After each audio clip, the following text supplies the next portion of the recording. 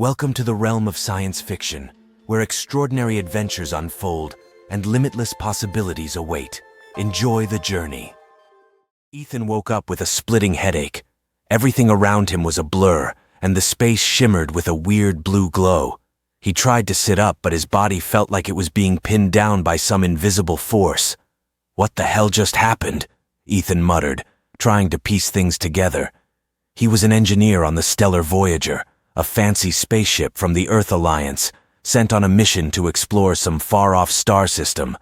But then, boom, an unexpected explosion in the engine room, and the next thing he knew, he was sucked into some kind of space tornado before blacking out. As his eyes adjusted to the light, Ethan realized he was lying in a room that looked like it came straight out of a sci-fi movie. The walls glowed softly, and everything seemed to be made of some kind of transparent material that looked fragile but was probably tougher than steel. Standing in front of him was a tall alien with glowing blue skin and eyes that sparkled like giant emeralds. "Welcome to Zolaris," the alien said in a deep, soothing voice that somehow still sounded weird. "I am Zorak, the head of this family. You have been saved by us." Ethan blinked. "Zolaris? Family? Saved? Wait, where am I? And who are you people?" Zorak smiled, revealing a set of sharp teeth that oddly enough didn't seem threatening. "You crashed on our planet. Your ship was destroyed, and we found you in critical condition. My family has decided to adopt you, as you cannot return to Earth." "Adopt me?" Ethan repeated, his brain short-circuiting. "Wait, hold on. I didn't sign up for this." Before he could finish, another voice chimed in from behind him. "Father, is he awake? Let me check if he's even strong enough to survive." Ethan turned to see another alien entering the room. She was taller than him, of course, with long, glowing hair that looked like it was made of stardust and eyes so sharp they could probably cut through steel. She was wearing some kind of light armor, making her look like a warrior straight out of an alien action movie. She gave Ethan a once-over, then smirked. "Pathetic," she said. "This human doesn't look like he could fight his way out of a paper bag." "This is my daughter, Vera," Zorak said, introducing her. "She's blunt, but she has a good heart." "Blunt? That's putting it mildly," Ethan muttered under his breath. But apparently Vera had excellent hearing. She stepped closer, leaning down until her face was inches from his. "What did you just say?" she asked, her tone dripping with challenge. "Nothing. Absolutely nothing," Ethan stammered, waving his hands defensively. He felt like he'd just poked a sleeping lion with a stick. After being dragged around by Zorak and Vera for a tour of the place, Ethan met the rest of the family. Nisa, the second daughter, was holed up in a lab filled with gadgets that looked like they belonged in a mad scientist's workshop. She didn't say much, but her intense stare made Ethan feel like a bug under a microscope. "Your DNA is fascinating," Nisa said the moment she saw him. "I'd like to take a blood sample for research." "What? No way!" Ethan protested, backing away. But before he could even blink, Nisa whipped out a tiny device, jabbed his arm, and collected a sample. "All done," she said, smiling in a way that was both cold and terrifying. "Don't worry, I just want to see if you're compatible with Zolarian reproduction." Ethan froze. "Reproduction? What the hell are you talking about?" "Don't be so dramatic," Nisa replied, waving him off. "It's for science." Before Ethan could launch into a full-blown panic, another voice piped up from the doorway. "He looks so funny!" Ethan turned to see Kira, the youngest daughter, standing there with a mischievous grin plastered across her face. She was smaller than her sisters, but her playful eyes made it clear she was the family troublemaker. "You're the first human I've ever seen," Kira said, skipping over to him. "What can you do? Can you dance? Or maybe do some funny tricks?" "I'm not a circus clown," Ethan snapped, but Kira just laughed and started twirling around him like a hyperactive child, making him feel like the butt of some cosmic joke. After a few days of living with the Zolarian family, Ethan started to realize that things were way more complicated than he'd thought. One evening, while they were having dinner, which consisted of glowing alien food that looked like it might be radioactive, Zorak suddenly dropped a bombshell. "Ethan, according to our customs, when an alien is adopted into a family, They may become a life partner to one of the family members if approved. Ethan nearly choked on whatever glowing thing he was eating. Wait, what? My 3 daughters all have the right to choose you as their life partner, Zorak said, as if this was the most normal thing in the world. That's why we adopted you. Ethan felt like he'd just been thrown into the plot of a bad romantic comedy. No, no, no! I didn't agree to this! You don't get a choice, Vera said, smirking like a cat that had just cornered a mouse. It's our custom. Ethan sat on a bizarre chair in the Zalarian family's dining room, trying his best to ignore the intense stares of the 3 alien sisters who were practically dissecting him with their eyes. In front of him was a plate of glowing food that looked suspiciously like a pile of jellyfish doing a synchronized dance.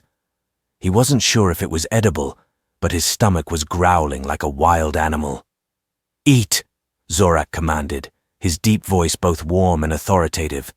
This is our traditional dish. It will make you stronger.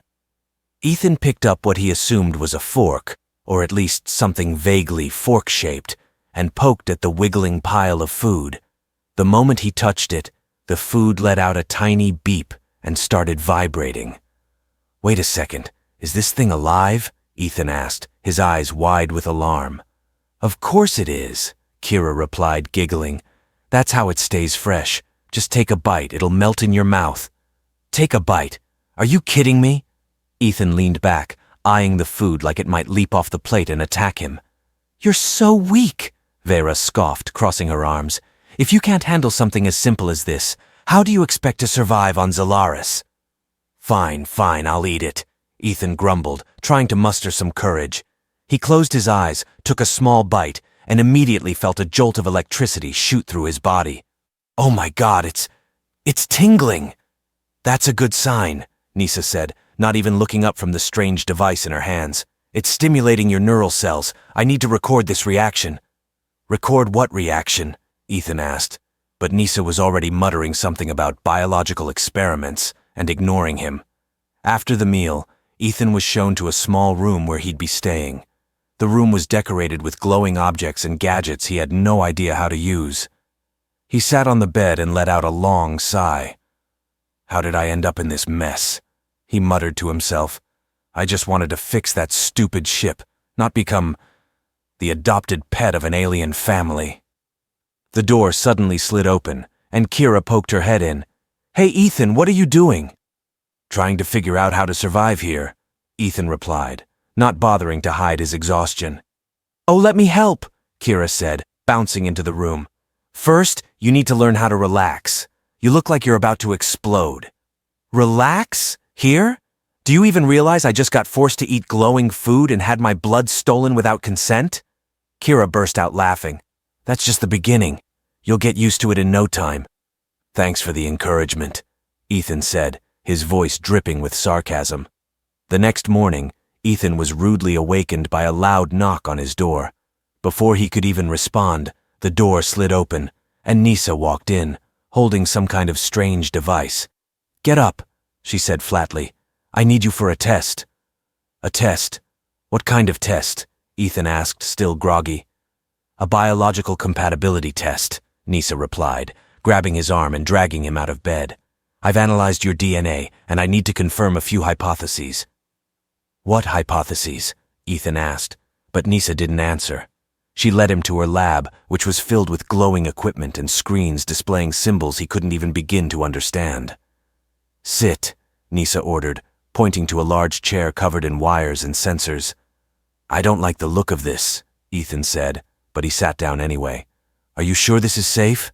Don't worry, I've tested it on plenty of other organisms before, Nisa replied, which did absolutely nothing to reassure him. She attached a series of sensors to his head and activated the machine. Lights began flashing, and Ethan felt like his brain was being scanned by a giant alien photocopier. What are you doing to me? He yelled. Just measuring your neural responses, Nisa said, her eyes glued to the screen. Oh, interesting. Your brain is reacting more strongly than I anticipated. Reacting strongly? What does that mean? Ethan asked, but Nisa just smiled. Don't worry, you'll be fine. Probably. Probably? Are you kidding me? After escaping Nisa's lab, Ethan thought he'd finally get a break, but no. Vera was waiting for him in the training yard, holding a glowing sword. "You need to learn how to defend yourself," she said, tossing him a smaller sword. "If you want to survive on Zolaris, you have to know how to fight." "I'm not a fighter," Ethan protested. "I'm an engineer. I fix things, I don't hit them." "You don't have a choice," Vera replied, smirking. "Now let's begin." Ethan reluctantly picked up the sword, which felt ridiculously heavy in his hands. He tried to mimic Vera's movements, but the moment he swung the sword, he lost his balance and fell flat on his face. "You're a disaster," Vera said, laughing. "But at least you're trying." "Thanks for the vote of confidence," Ethan muttered, brushing the dirt off his clothes. That evening, Ethan sat in his room, trying to unwind after the chaos of the day. But his peace didn't last long. The door burst open and Kira walked in, carrying a glowing orb. "Ethan, I've got a game for you to try," she said, her eyes sparkling with mischief. "I'm not sure I'm in the mood for games," Ethan replied, but Kira had already placed the orb on the table. "This is an emotion-sensing lamp," she explained. "It changes color based on your feelings. Go on, try it." Ethan sighed but picked up the orb. The moment he touched it, it turned a bright, angry red. "Oh, you're mad," Kira said, laughing. "What's wrong? Are you upset about something?" "No, I'm just tired," Ethan replied, setting the orb down. "Can you let me rest, please?" "Fine, fine," Kira said, winking at him, "but I'll be back soon." Ethan groaned and flopped onto the bed. "I'm never getting out of here alive, am I?" Ethan lay on the strange, glowing bed in his room, staring up at the ceiling. Despite his body being utterly exhausted from a day of torture, courtesy of Nisa and Vera, his mind refused to rest. Thoughts of Earth, the destroyed ship, and how he ended up in this bizarre situation swirled endlessly in his head. "How did I even get here?" he muttered, turning over for the 100th time. "And why do they keep treating me like some kind of toy?" He tried closing his eyes again, but a faint noise from outside made him sit up. It was soft, like footsteps, but there was something off about it. Deciding that lying there overthinking wasn't helping, Ethan got up and stepped out of his room. The hallways of the Zolarian home looked completely different at night. The walls glowed with a softer, dimmer light, creating an almost mystical atmosphere. Ethan walked slowly, trying not to make any noise. The last thing he wanted was to wake anyone up, especially Vera, who might drag him into a midnight training session. As he passed by Nisa's lab, the door suddenly slid open, and Nisa stepped out holding a glowing device. Both of them froze, startled to see each other. "What are you doing out here at this hour?" Nisa asked, her tone as sharp as ever. "I couldn't sleep," Ethan replied, trying not to stare too hard at the strange gadget in her hands. "What about you? What are you doing with that thing?" Nisa glanced at the device, then shrugged. "I'm analyzing a sample, but if you can't sleep, I can help." No, that's okay." Ethan quickly backed away. "I don't want to get poked with needles again." Nisa raised an eyebrow, as if she were considering something. "Actually, I don't need blood this time. I just need you to test a new device." "A new device?" Ethan asked, his anxiety spiking. "Is it safe?" "Of course," Nisa replied, though her smile didn't exactly inspire confidence. "It just measures your stress levels." "Stress? I think I've already maxed that out," Ethan muttered, but Nisa was already pulling him into the lab. Ethan found himself sitting in a chair as Nisa attached a series of sensors to his head. She activated the device, and a large screen lit up in front of them, displaying a mess of graphs and numbers. "Fascinating," Nisa said, her eyes glued to the screen. "Your brain activity is unusually high, especially in the regions associated with emotions." "Emotions? What's that supposed to mean?" Ethan asked, feeling like a lab rat under her scrutiny. "It seems like you're worried about something," Nisa replied, still focused on the data. "Are you thinking about Earth?" Ethan was silent for a moment before nodding. "Yeah. I don't know if I'll ever get back, and I don't know how long I can survive here." Nisa looked at him, her usually cold expression softening slightly. "I understand, but you don't need to worry. My family will protect you." "Thanks," Ethan said, feeling a small sense of relief.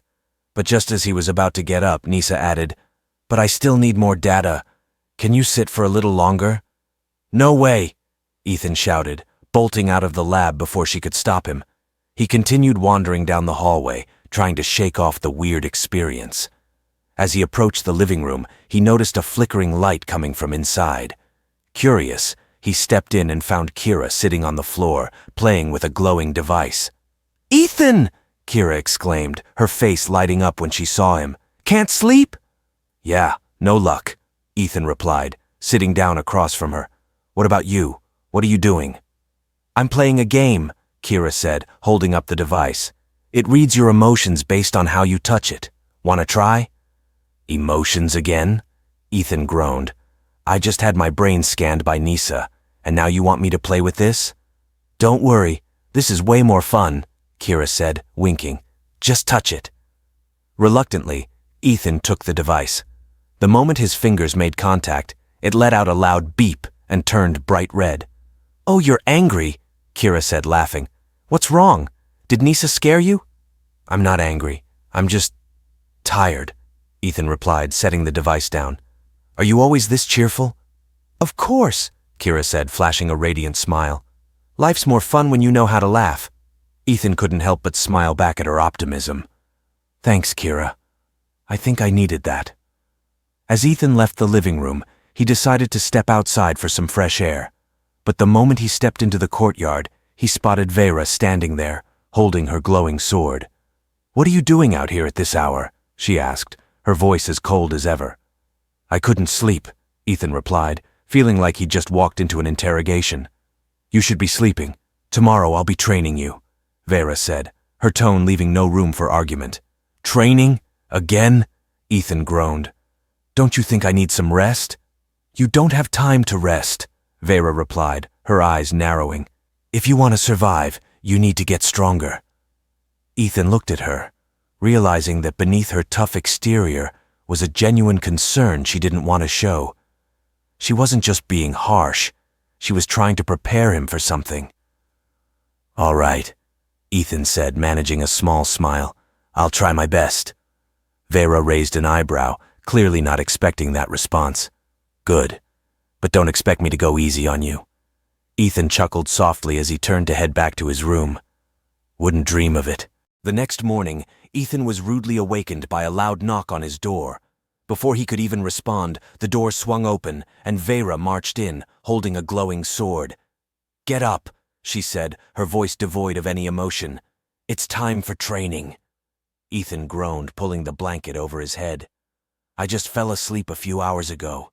Can't you let me rest a little longer?" "No," Vera replied, yanking the blanket off him with zero hesitation. "You promised to try. Don't make me regret believing in you." All right, Ethan grumbled, sitting up reluctantly. "But I'm warning you, I'm terrible at this kind of stuff." "I know," Vera said with a smirk. "That's why I'm here." Vera led Ethan to the training yard, where she had set up an array of exercises that looked like they belonged in a military boot camp. There were glowing targets, strange machines humming ominously, and even a massive robot that looked like it was ready to crush him into a pancake. "This is your first task," Vera said, pointing at the robot. "You need to dodge its attacks." "What? It's going to attack me?" Ethan yelped, taking a step back.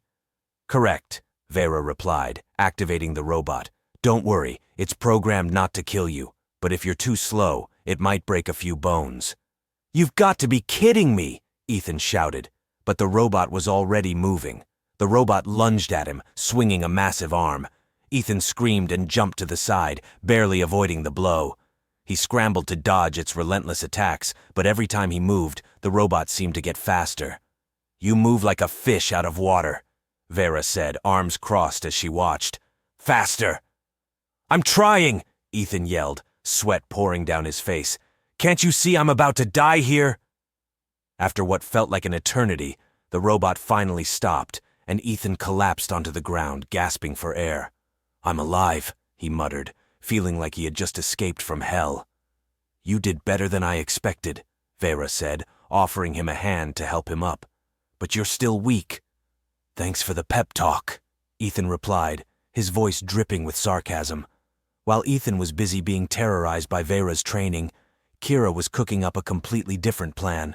She had decided that the best way to help Ethan was to make him feel more at home, and the only way to do that was to throw him a surprise party. Ethan needs to relax, Kira said to herself, grinning mischievously, and I'm going to make sure he has fun. She began preparing the party, complete with glowing food and bizarre Zalarian games. But she didn't tell anyone about her plan, which led to chaos when Nisa and Vera discovered what she was up to. Kira, what are you doing? Vera asked, eyeing the table full of glowing dishes. I'm throwing a party for Ethan, Kira replied cheerfully. He needs to unwind after you've been torturing him. I wasn't torturing him, Vera said, frowning. I was training him. Call it whatever you want, Kira said with a shrug. But he needs to have some fun. Don't you see how stressed he always looks? Nisa walked in, her eyes scanning the glowing food and strange gadgets. Kira, are you sure these things are safe? Some of this food could cause unusual reactions in a human's body. Don't worry, I tested everything, Kira said, though her smile didn't exactly reassure Nisa. When Ethan returned from training, he was surprised to find the living room decorated with glowing lights and strange alien dishes. Kira jumped out from behind a chair, shouting, Surprise! What is this? Ethan asked, his eyes wide. It's a party for you, Kira said, pulling him into the room. You need to relax, and I've prepared everything. Ethan looked around, feeling both touched and slightly terrified. Thanks, but I'm not sure I can handle eating anything else that glows. Don't worry, nothing's alive this time, Kira said with a wink. Vera and Nisa were also present, though neither of them looked particularly thrilled. Vera leaned against the wall with her arms crossed, while Nisa sat in the corner, fiddling with one of her devices. You should feel lucky, Vera said. Kira went through all this trouble just to make you happy. Yeah, I feel very lucky, Ethan replied, trying not to laugh. The party was filled with strange Zalarian games that Kira had planned, from guessing emotions with glowing gadgets to a game where Ethan had to balance on a glowing orb. At first he felt awkward, but as the night went on, he found himself laughing more and more. See? You need to laugh more, Kira said, patting him on the back. Thanks, Kira, Ethan said, smiling. I think I really needed this. As the party wound down, Ethan found himself sitting with Nisa, who was still glued to her device. Curious, he asked, What are you working on? I'm analyzing your DNA, Nisa replied without looking up. I've discovered something interesting. What is it? Ethan asked, feeling a familiar sense of dread. Your DNA isn't just the key to activating ancient technology, Nisa said, finally looking at him. It also contains a genetic code that can interact with Zalarian biological systems. What does that mean? Ethan asked, completely lost. It means you're not just an ordinary human, Nisa explained. You could be the bridge between our two species. Ethan felt like his brain was about to explode. Great. Not only am I the target of an entire planet, but now I'm also some kind of interspecies ambassador. Don't worry, Nisa said with a rare smile. We'll protect you. Thanks, I guess, Ethan replied, letting out a long sigh. Ethan woke up the next morning feeling like he'd been hit by a truck. Every muscle in his body ached from Vera's brutal training session the day before, and while Kira's surprise party had been fun, it hadn't exactly been the relaxing break he needed. Sitting up in bed, he rubbed his sore back and muttered, I need a vacation, but how do you take a vacation when an entire planet wants to kill you? As he stepped out of his room, a loud alarm blared throughout the house. The lights in the hallway turned red, and Zorak's voice boomed over the intercom. Everyone, report to the meeting room immediately. Ethan's heart skipped a beat. What now? He groaned, then hurried toward the meeting room. When Ethan entered, the entire Zalarian family was already there. Zorak stood in the center, his expression grim. Vera leaned against the wall, arms crossed, while Nisa was glued to her handheld device. Kira sat on the table, swinging her legs casually, looking like she didn't have a care in the world. What's going on? Ethan asked, trying to keep the panic out of his voice. We have a problem, Zorak said, pointing to a large screen displaying an image of the area outside their home. A group of strange creatures was approaching, armed with weapons and bizarre-looking devices. They were tall, with pale gray skin and glowing red eyes. "Those are the Krythos," Vera said, her voice cold. "They're mercenaries, and they never show up without a reason." "Mercenaries?" Ethan asked, his anxiety spiking. "You mean they're here for me?" "Most likely," Nisa replied, not looking up from her device. "Your DNA is a valuable asset. If they capture you, they could use you to activate ancient technologies." "So what do we do?" Ethan asked, feeling like he'd been thrown into an action movie he didn't sign up for. "We fight," Zorak said firmly. "But Ethan, you must stay here. This is not your battle." "Not my battle? Are you kidding me?" Ethan shouted. "They're here because of me." "Exactly," Vera said with a smirk, "which is why you should stay out of the way. You'll only slow us down." "Thanks for the vote of confidence," Ethan muttered, his voice dripping with sarcasm. The Zalarian family quickly prepared for battle. Vera unsheathed her glowing sword, while Nisa activated the house's defense systems. Even Kira, who was usually all jokes and giggles, turned serious as she grabbed a small glowing device that looked like a high-tech grenade. "What's that?"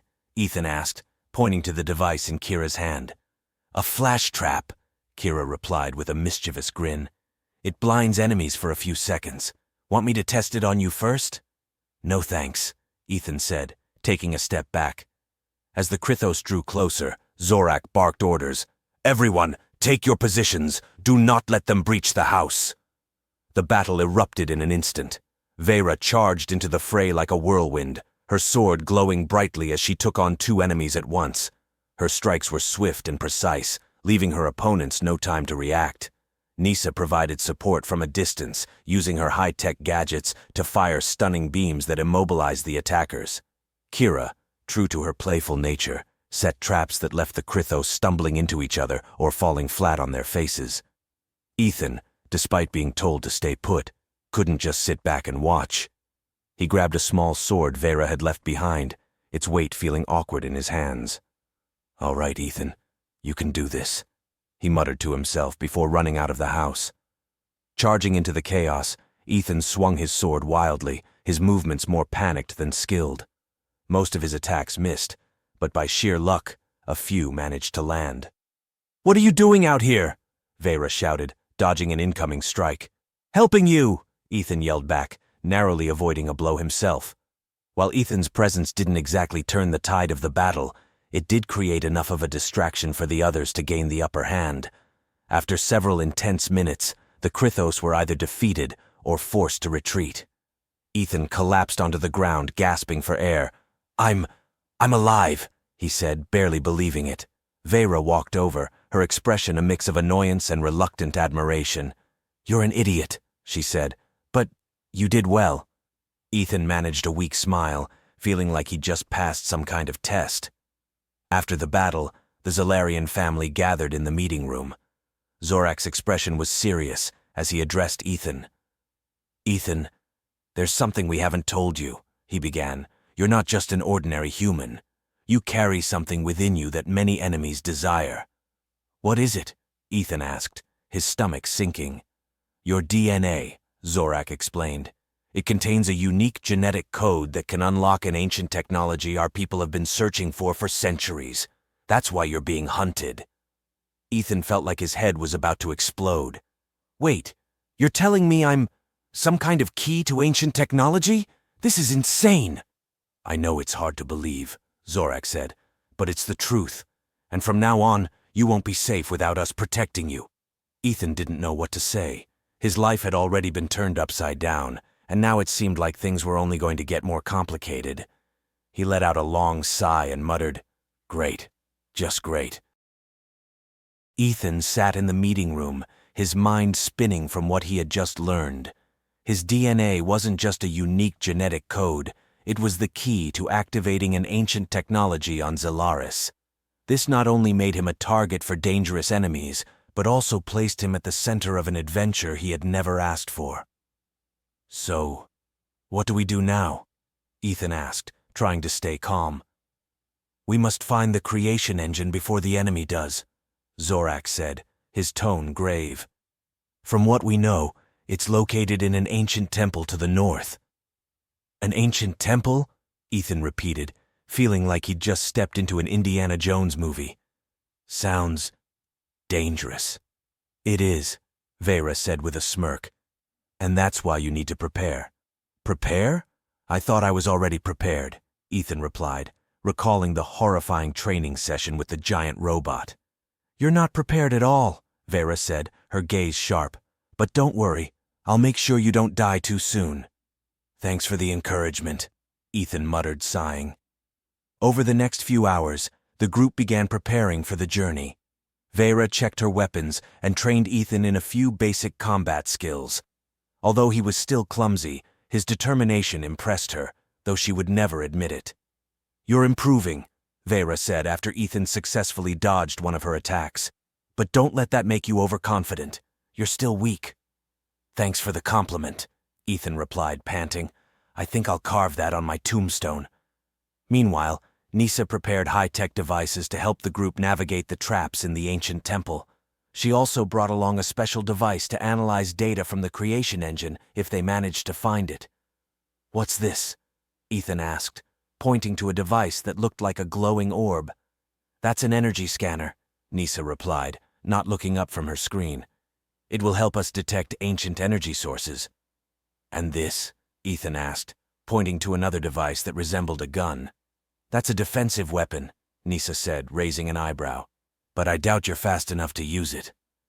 "Thanks for the vote of confidence," Ethan said, feeling like the entire family underestimated him. As usual, Kira lightened the mood with her antics. She secretly slipped a glowing device into Ethan's pocket, causing him to discover that he was glowing like a neon sign. "Kira!" Ethan shouted, but she just laughed. "You need to learn to relax. This journey will be more fun if you know how to laugh." The next morning, the group set off.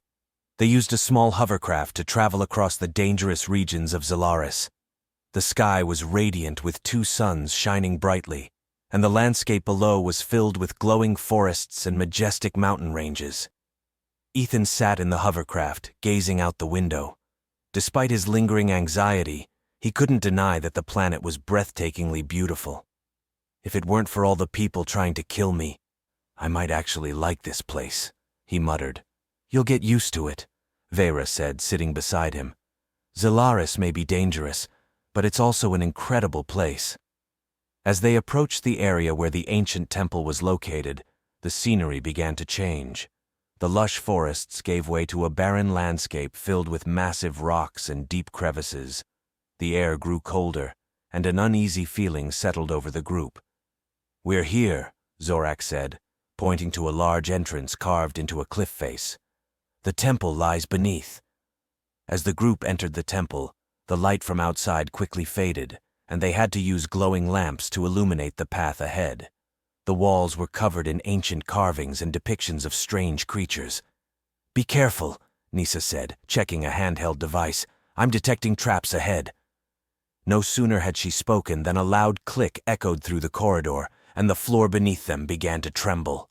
Glowing arrows shot out from the walls, forcing the group to dodge. "Run!" Vera shouted, grabbing Ethan and pulling him along. The group sprinted down the hallway, dodging arrows and other traps. Ethan, unaccustomed to such situations, did his best to keep up. "This is not what I signed up for when I heard ancient temple," he yelled. "Welcome to Zolaris," Kira replied, laughing. Finally, they reached a large chamber where the trap seemed to have stopped. In the center of the room was a massive door covered in ancient carvings. "This is the main entrance," Nisa said, studying her device. "But we'll need Ethan's genetic code to open it." Ethan stepped forward, feeling nervous. "So, I just touch it?" "Exactly," Nisa replied. "Your genetic code will activate the mechanism." Ethan placed his hand on the door, and immediately the carvings began to glow. A deep rumbling sound filled the chamber as the door slowly opened, revealing a vast room beyond. In the center of the room was a colossal device, resembling a glowing orb surrounded by rotating rings. It emitted a soft blue light, and the air in the room was filled with an almost otherworldly energy.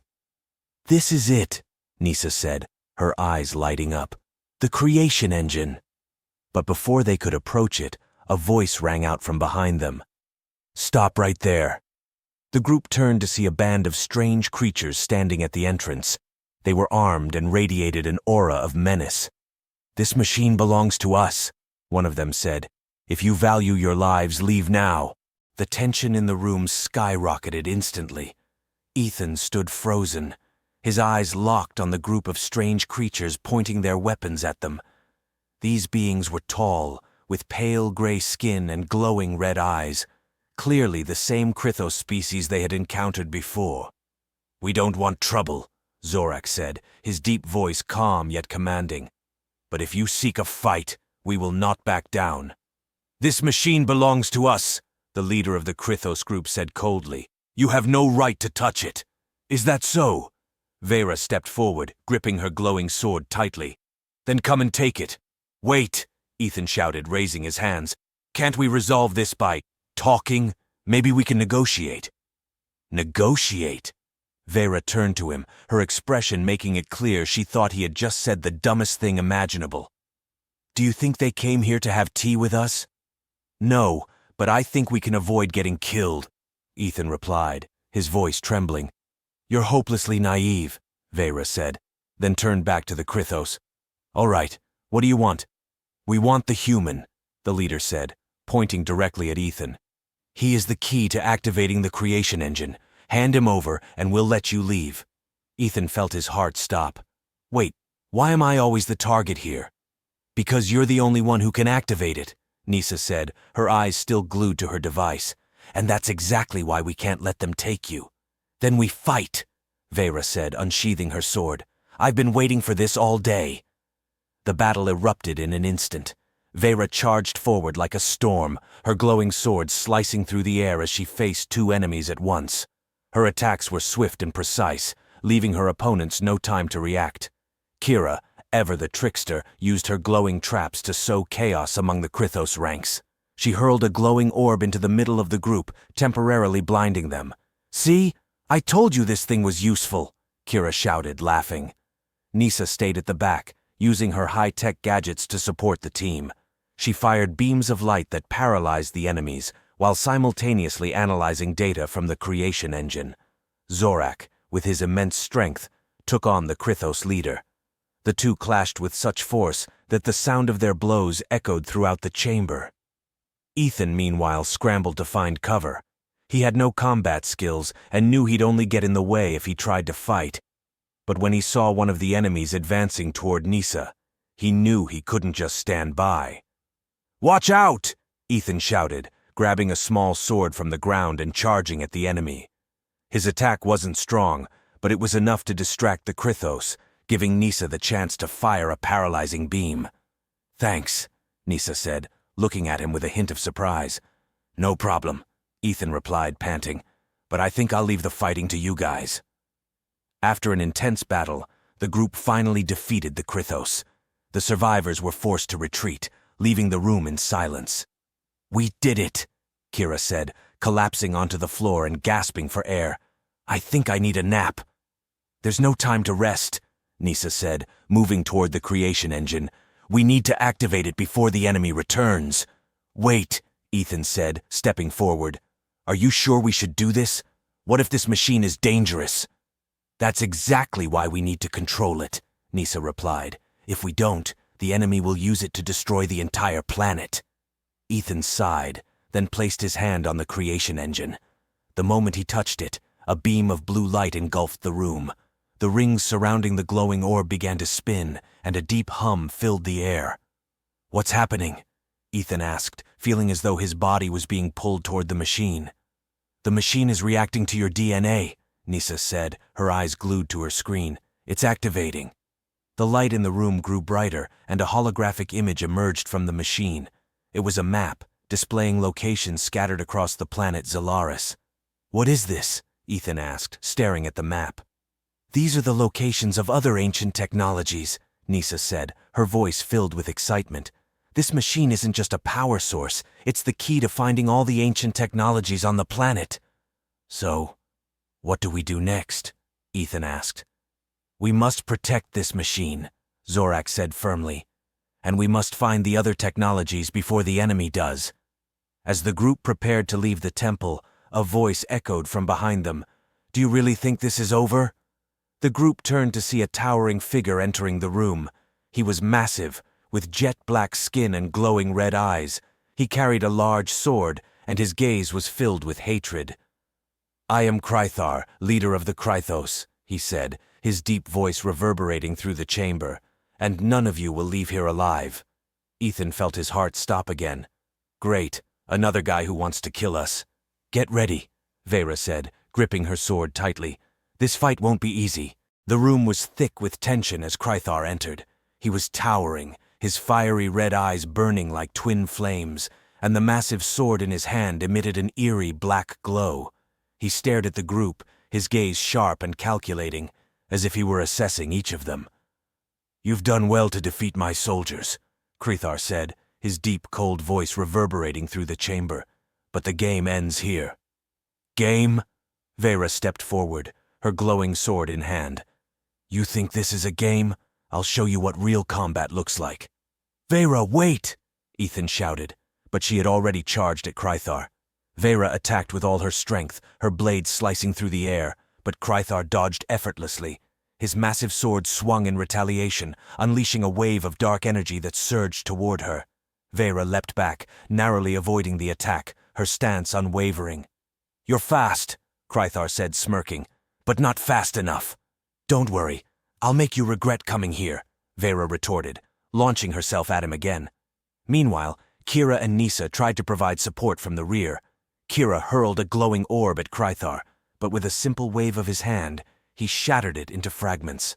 Nisa fired a paralyzing beam from one of her devices, but Krythar seemed completely unaffected. This isn't good, Nisa muttered, her brow furrowed. He's stronger than we anticipated. So what do we do now? Ethan asked, feeling like he was trapped in a nightmare. You have to activate the creation engine, Nisa said, turning to him. It might be the only way to defeat him. Activate it? I don't even know how, Ethan shouted, panic rising in his voice. Just trust yourself, Nisa said firmly. Your DNA is the key. The machine will respond to you. Ethan glanced at the creation engine, his heart pounding. But when he saw Krythar overwhelming Vera, he knew he had no other choice.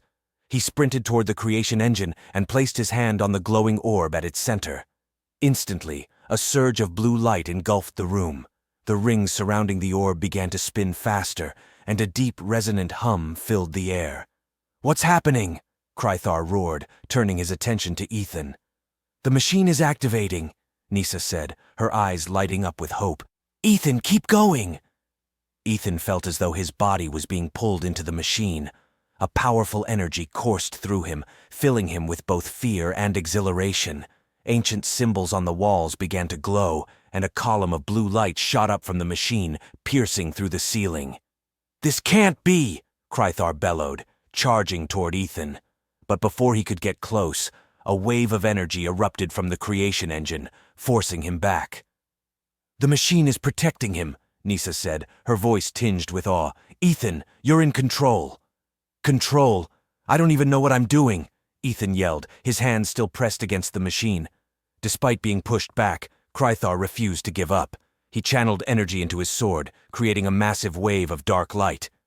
You think this machine can stop me? I'll destroy everything. He swung his sword, sending the dark wave hurtling toward the creation engine. Ethan screamed, but before the attack could reach the machine, Vera intercepted it, her glowing sword clashing against the dark energy. You won't harm him, Vera said, her eyes blazing with determination. Vera! Ethan shouted, fear gripping him. Don't worry about me, Vera replied, pushing Krythar back. Focus on activating the machine.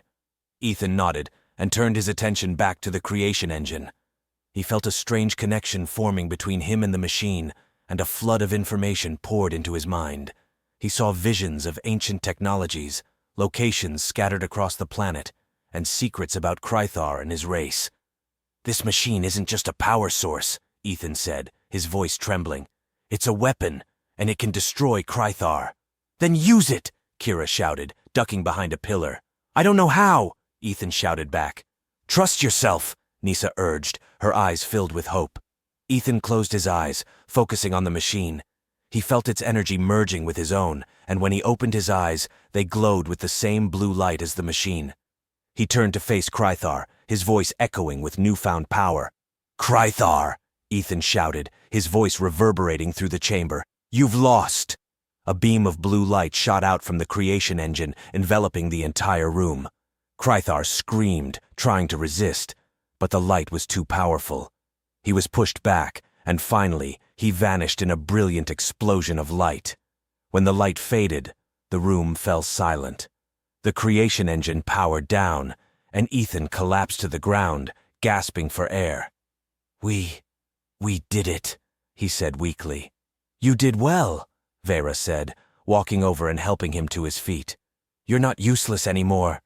"Thanks, I guess," Ethan replied, managing a faint smile. After the battle, the group left the temple, taking the creation engine with them. Though they had defeated Krythar, they knew this was only the beginning. The other ancient technologies were still out there, and the enemy wouldn't stop.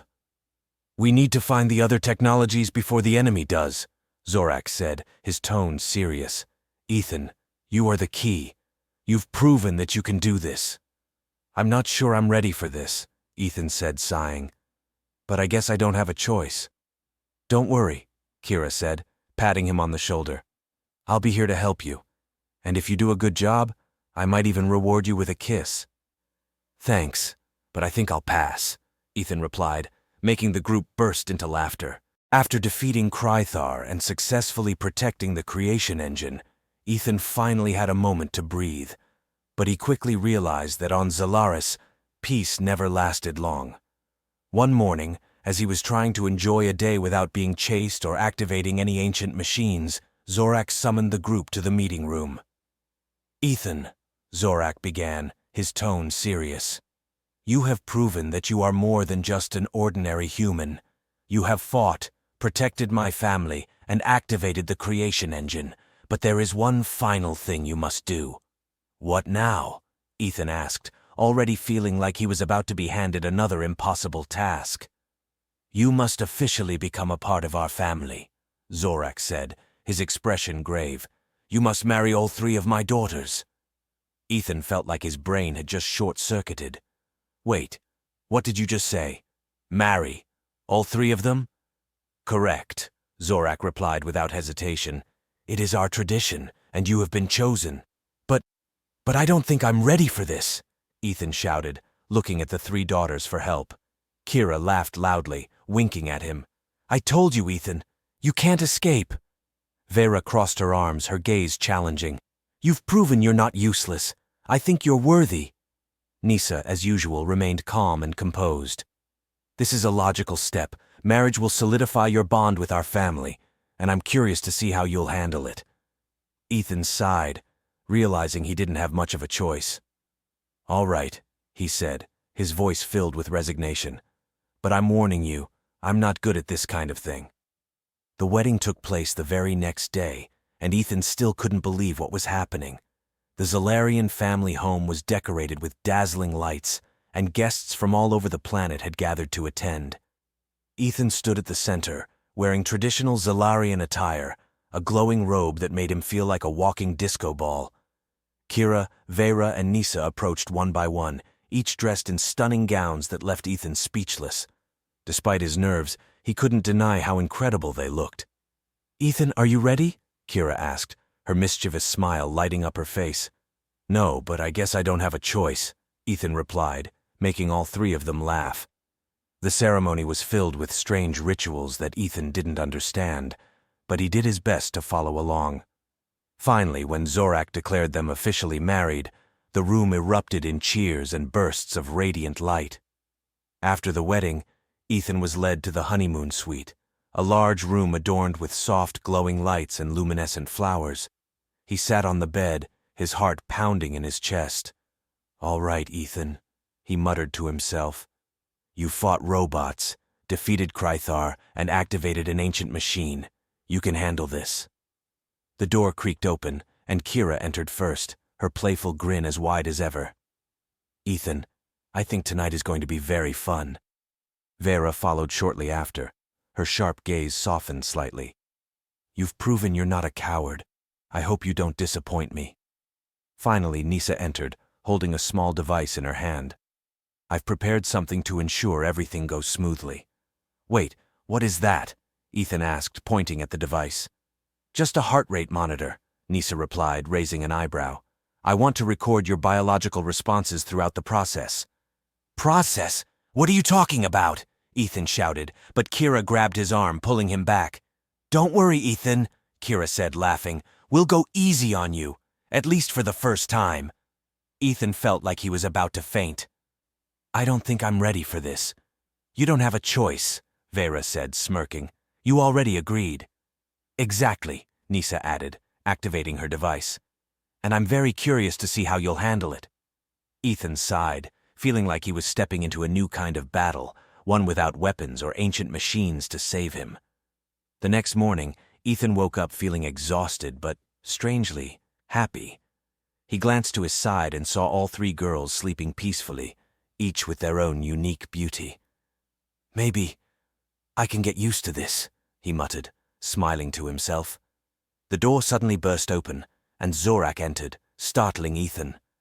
"Get up, Ethan. There's no time to rest. We have a new mission." "A new mission? You've got to be kidding me," Ethan shouted, but Zorak simply shrugged. "You're part of this family now, and this family never stops fighting." Ethan groaned, but he couldn't help the small smile creeping onto his face.